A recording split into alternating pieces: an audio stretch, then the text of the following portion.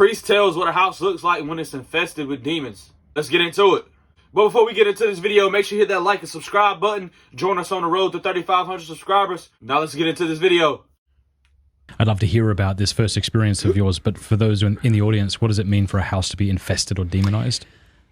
So this was a lady who she had lost her own home. It had burned down, and so she moved in with her uncle, and her uncle was away. He was out of the country for a couple of years on business. He made his home available to her. And what happened? Just the first thing that she had mentioned was wherever she was in the house, there was a sense of being watched, that she couldn't see anything watching her, but there was just this ominous sensation of being watched. And it was always intense, but it would get more and more intense at different random parts of the day. Objects would fly off the shelves by themselves. Something that was sitting, safely on a counter would just drop onto the floor and shatter. The worst thing, she said, was a music box that was in her uncle's bedroom on the dresser that would chime at random Music parts. boxes are creepy enough. They're creepy enough. Let alone having a demon do it. Right. Right. It gets worse. Keep going. Because so it would just go off at random times. Now, by this point, she had been there several months. So it had a key winder. Nobody was winding this box. She went to try to see, are there batteries to it, or is it somehow receiving electrical power? She could not lift it up off the dresser. It was on four little small pedestal legs, but it wouldn't budge. So she removed the key so that, she thought somehow is this accidentally through the movement of the house or something being wound. She got rid of the key. It changed nothing. And then there was just games where she would be in the house and like, wait a minute, I haven't heard the music box go off all day. Maybe it's over. And then at that moment, the music box would go off. So it's, is it the case? People ask all the time, can the devil read your mind? Can he read your thoughts? No. But he's an excellent observer. So he can deduce what you're probably thinking by your body language.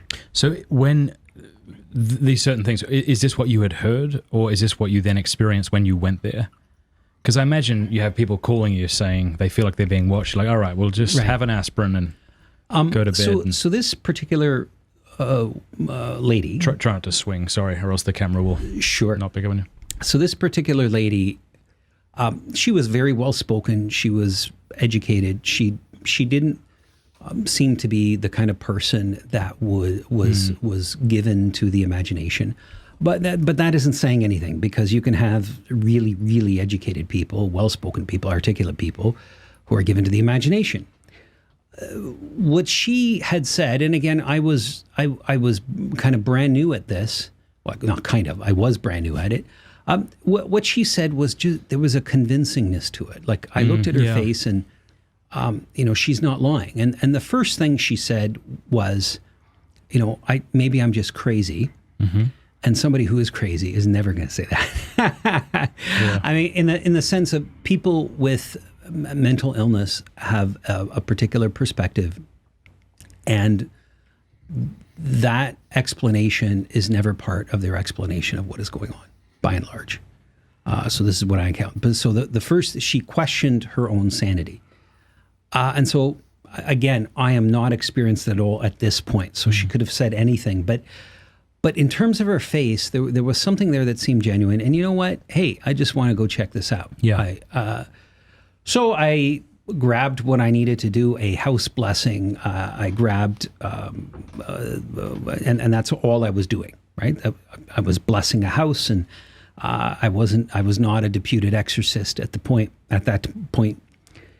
So I went to her house, and she opened the door, and I entered in, and as soon as I did so, there was a ceiling fan that was still, and it started spinning very, very slowly. Like extremely slow. Fast enough that you could see it spinning, but slow enough that like there's no setting that would cause that. Like, it'd be the most useless, pointless setting. And then all of a sudden, like spinning so fast, like airplane propeller fast. Wow. Where it was a blur, to say the least. The noise in the room picked up and correct. It was an airplane propeller for all intents and purposes. Everything that wasn't extremely heavy was blowing around the room. How was the woman reacting as this happened when you entered? She was in shock because it had never acted that violently. It was up to that point games, teasing, haunting kind of stuff. Okay. This was a lot more action than anything else. Right? Before it was sounds and feelings. Now it was a manifestation of power, if you will. And so, gosh, she I remember her gasping, and at that point I thought, okay, this is great because, hey, the devil's here, and so she probably felt relief too, knowing she wasn't crazy. If you're encountering this, I'm sure she did. I'm sure she did, and I just went into mode. Okay, I'm going to go to that counter over there, and I'm going to make holy water. Were you nervous? This being your first encounter?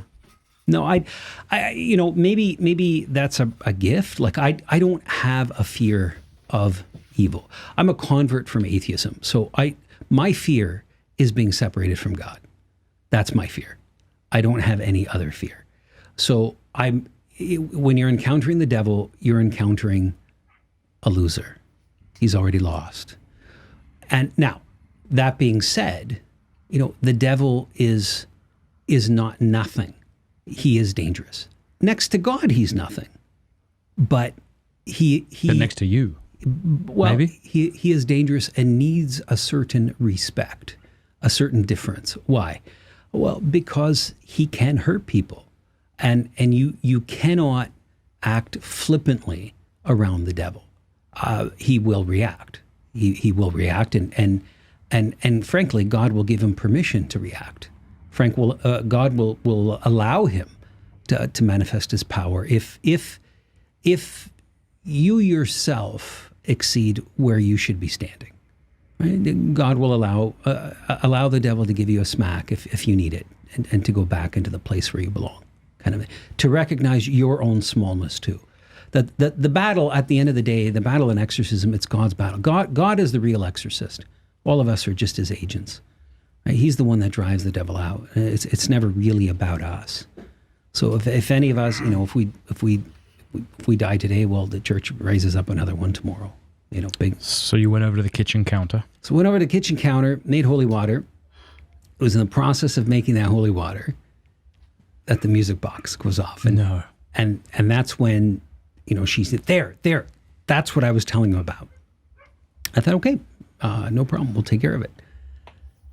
So I did a blessing of the place. And in this blessing, I asked God to come in and take away any and every evil that is there.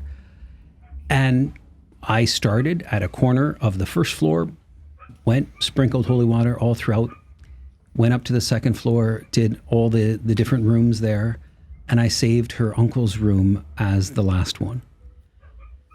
And when I entered in that one, so sure enough, there was the music box and it's chiming away. And I put down the container with the holy water, the holy water pail, if you will. And I reached down to pick up this music box, and I pick it up, no problem. And then, she lets out another gasp, that she was never able to do that. But I picked it up, no problem. But as soon as my hands touched it, it stopped chiming. There was no chime whatsoever from it. I opened it up. There was nothing inside this music box. There were no mechanical parts. There were no gears. There was no chiming mechanism. It was an empty box, nor was there ever anything in it. Like there was never something that was in it that was taken out, where you can see screw marks or glue marks, screw holes, or that kind of thing. I could see the keyhole. I could see where it was a brass keyhole where the key would go in, but the key itself would go into nothing. So was it then just a box that she thought was a music box? It looked like a music box, but nothing inside. Perfectly from the exterior, and inside there was nothing. Oh, inside it. Man, that is insane. That's actually crazy, man. She pretty brave for letting it go on for a certain amount of time before she calls somebody. But you also have to be positive that something's going on before they even come to help you anyways. Appreciate you guys for watching. Make sure you hit that like and subscribe button. I'm going to catch y'all in the next video. I'm gone.